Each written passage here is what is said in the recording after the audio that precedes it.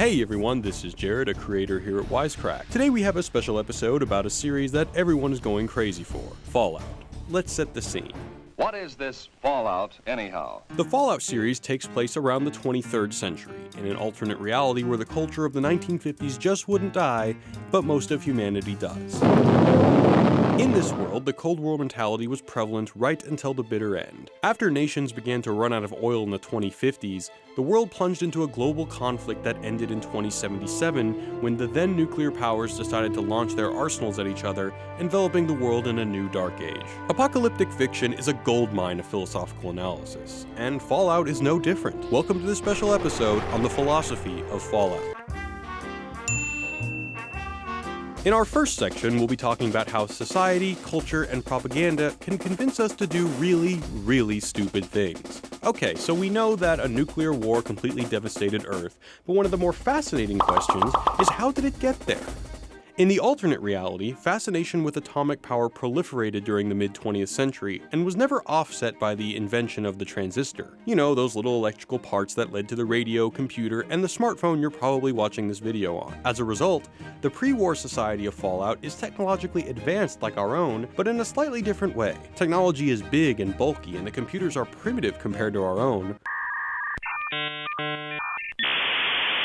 On the other hand, they have badass power armor and laser guns, so society as a whole probably didn't miss the advent of Minecraft that much. The Wasteland, the general term for the nightmare landscape that pervades the game, is filled with reminders of the sheer optimism of the pre-war world. It was an age of atomic energy where our greatest dreams could be accomplished with a little ingenuity and maybe a few giant anti-communist death robots. Death is a preferable alternative to communism. Nowhere is this optimism more apparent than in the vaults themselves. Even when nuclear annihilation seems imminent, the remnant vault posters maintain a certain cheeriness. Now let's ignore the fact that many of the vaults were really just a cover for the government to concoct insane experiments on its residents. Gary! The vaults are a testament to the human power of cognitive dissonance.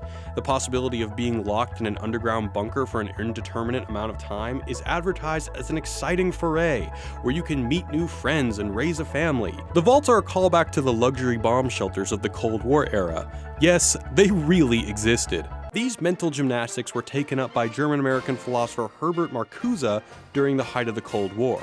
He argued that these pleasant appearances plastered over modern-day nightmares were a testament to the ability of modern society to destroy criticism. You know how bad sunburn can feel. The atomic bomb flash could burn you worse than a terrible sunburn. In other words, capitalism is just so damn good at marketing, it makes even the worst shit in the world just seem dandy. He even cites the real-life deluxe Fallout shelter, replete with televisions, lounge chairs, and Scrabble boards as the ultimate example of the obscene merger between appearance and reality, between a cozy luxury getaway and a situation that unilaterally sucks balls. This disparity between appearance and reality is what drives the humor of Fallout. We are constantly confronted with contrary images, the quaint and cheery Leave It to Beaver-esque culture, and the hellscape it's set in. In addition to the vaults, this can be observed in the game's radio stations that serenade the wasteland with chipper jazz tunes as the player fends off crazed irradiated remnants of the human race. Hello, Capital Wasteland. The use of the song I Don't Want to Set the World on Fire, used prominently in the game's trailer, plays off the song's innocent romanticism with the imagery of the burnt-out remains of Washington, D.C. And you know, the world was literally set on fire. I just want to start. Other songs, like Cole Porter's upbeat Anything Goes, a song about lax morals of modern society, is a nod to the absolute anarchy of the wasteland, where in addition to exposed women's stockings, cannibalism is also fair game. These marriages between positive and negative, happy and sad, dream and nightmare aren't just comedic. It's the mechanism in which we as a society are constantly celebrating the same culture and technology that consistently puts us at the brink of total annihilation. We may laugh at this ironic play of elements, but we can also view it as a criticism of government propaganda. Marcuse argued that we are living in an age of one-dimensional thought, enabled by the merging of positive and negative, where rationality and technology can only go one way, forward. In other words, we are told that technology is always good, always. So while society is free to debate the best way to bring order to the wasteland or kill communists, Democracy is truth. Communism is a lie. there's no room for negative thought or ideas that undermine the one-dimensional, inane positivity of society. This is perhaps most clear at the beginning of Fallout 3, where the player is literally trapped at their own birthday party until they have a sufficient amount of fun. Another component of making everyone A-okay with our twisted reality is simply by making them too happy to care. This leads us to the Enclave. The Enclave is what's left of the United States government that want to purge the wasteland of, well, everybody. We learn that John Henry Eden, the President of the United States, is a computer. Ah, face to face at last. As if an actual computer trying to kill everybody wasn't enough to demonstrate the dangers of one-dimensional thinking, Eden understands the importance of fun and leisure in an obedient society. In one of his radio addresses to the wasteland, Eden praises the virtue of baseball as some savior to the American dream. I am referring, of course, to our great national pastime, baseball. That's right, America. Before we were devastated by atomic war, each state had its own professional baseball team. Their purpose, to make you, dear America, revel in the joys of sport and sunshine. Put your faith in John Henry Eden, great America, and baseball will live again. The comfort and recreation that John Henry Eden is trying to revive are hallmarks of the pre-war society. The wasteland is littered with reminders of our own excess. Leisure suits, magazines, televisions. We're even confronted with a gang that mistakenly thinks that Elvis Presley is some kind of deity. In Freeside, the kings rule. And the king rules the kings, got it? These comforts provide us an easy way to cope with the horrific reality around us. Eden is trying to resurrect the same kind of distracted society that got us in this mess in the first place. A society that probably wouldn't mind if he tried to kill them all, because, well, he's totally trying to do that too.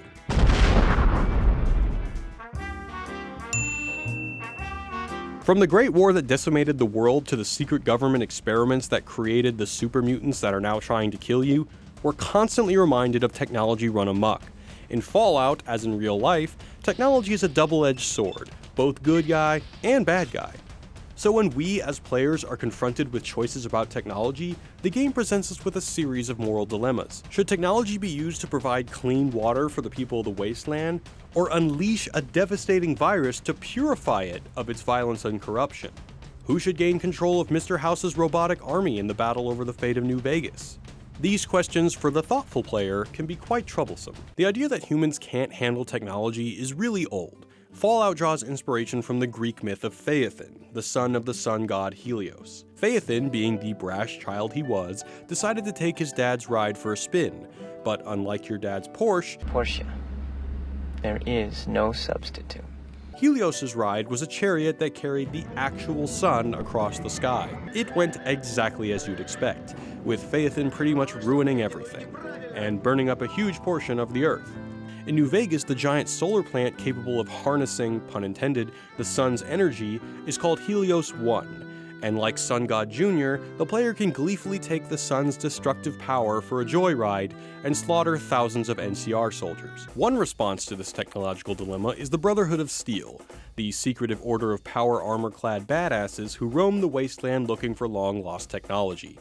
Like post-apocalyptic hoarders, the Brotherhood stashes their technology in heavily armored bases to make sure that it doesn't fall into the wrong hands. The wrong hands, of course, being anybody but them. The Brotherhood is so insistent that nobody can be trusted with technology but themselves that they will go to war with any faction possessing advanced tech. Perhaps the Brotherhood is right that we can't be trusted with technology, but if so, it's probably also true that they shouldn't be trusted either. The other response to technology is seen in Caesar's Legion, who swears off technology except the kind that enables its user to kill better. But unlike the Brotherhood, who thinks technology is inherently dangerous, Caesar believes that technology makes people weak and dependent. Even without technology, Caesar's Legion manages to do plenty of wrongdoing. The brutal totalitarian state doesn't need supercomputers or power armor to make everyone's life a living hell, so maybe technology isn't to blame after all.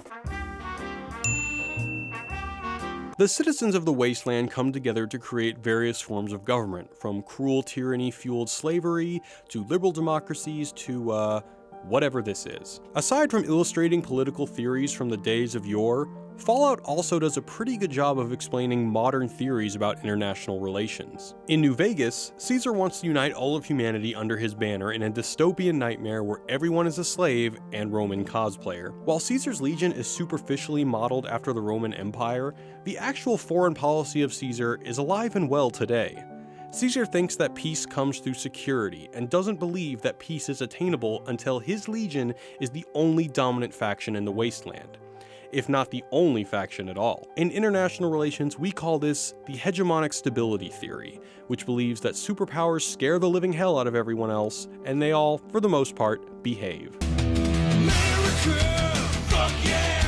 To an extent, it works in the game. Traders prefer to trade in Legion territory because it's safer. Raiders have been eliminated, and everyone is terrified to break the law. Traders in NCR territory, however, always have to be on alert for raiders and other small factions. Every faction in Fallout is essentially trying to become the local hegemon, the international equivalent of the playground bully, by putting other factions in their place and vying for power. And it goes without saying that if Caesar eliminated the NCR and other factions, there would be some sort of peace in the wasteland. If you're not looking to enslave the whole world, there are other options available. In many situations, a balance of power among factions makes war too costly. If the NCR hadn't invaded New Vegas to annex it, it's not because they're a bunch of outstanding citizens, but because the cost would simply be too high. The boomers understand this, and like a post-apocalyptic Switzerland, have only managed to stay out of everyone's business by protecting their borders with a constant barrage of artillery fire. For those who ascribe to a realist model of international relations, each faction or state is only out to save their own hide, and power is a zero-sum game. The only way to ensure security is to make sure you have more vertibirds than the next guy. Peace is only achieved by uncertain ceasefires between, say, the NCR and the Enclave. Alliances are fleeting and only exist to combat more powerful and dangerous factions. Now, whether or not this works is debatable. Even in the real world, lots of wars are fought over who gets to be in charge. It precludes the ability of factions to work together and truly trust each other, and isn't that what launched us into a nuclear holocaust in the first place? The stakes of diplomatic relations in Fallout are always really high, namely because every single issue is caught in a life and death struggle for the soul of humanity. But how far are you willing to go to maintain your security? Should the NCR resort to bullying, tolerate corruption, and make alliances with not-so-scrupulous figures to maintain peace and expand their power, all in the name of democracy? In Fallout 3, how far will you go to bring clean water to the wasteland? Should you, as a player, murder every obstacle, or seek the diplomatic approach? Assuming you haven't decided to play the game in the most evil way possible, many make a choice to support whoever is right.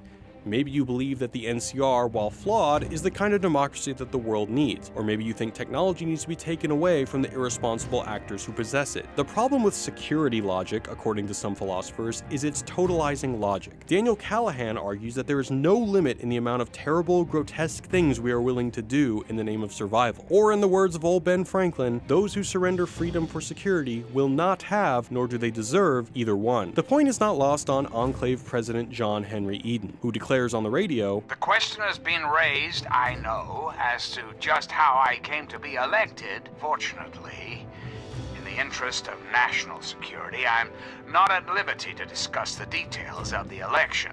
The Enclave will go so far to save the real humanity that they will exterminate all the mutated riffraff that threatens them. A similar despotism is seen in New Vegas, though a little less genocidal. If you work for Mr. House in New Vegas until the conclusion, you'll trigger an ending that looks like this. Mr. House continued to run New Vegas his way, a despotic vision of pre-war glory. The streets were orderly, efficient, cold. In other words, the chaos of the wasteland could be tamed after all, but only at the expense of personal freedoms and democracy. Mr. House is explicit in his distaste for freedom, saying, "Nothing to impede progress. If you want to see the fate of democracies, look out the windows. But autocracy? Firm control in the hands of a technological and economic visionary? Yes, that Vegas shall have." In actual history, we see security as a constant theme among dictators. Crises are manufactured and threats exaggerated to justify more police and more repressive laws. In the world of Fallout, there are no shortages of these crises to exploit. One of the most fascinating elements of the Fallout series is its constant interrogation of human society and government. The game's refrain that war never changes might as well say humanity never changes. After all, aside from the feral ghouls and super mutants, the scariest part of the wasteland is a rehashing of our own regrettable history: slavery-obsessed Romans, Orwellian dictatorships, and genocidal governments. History, it seems, does repeat itself. As always, thanks for watching. These special breakdowns are a new thing for us, and we're really excited to hear that you guys are enjoying them.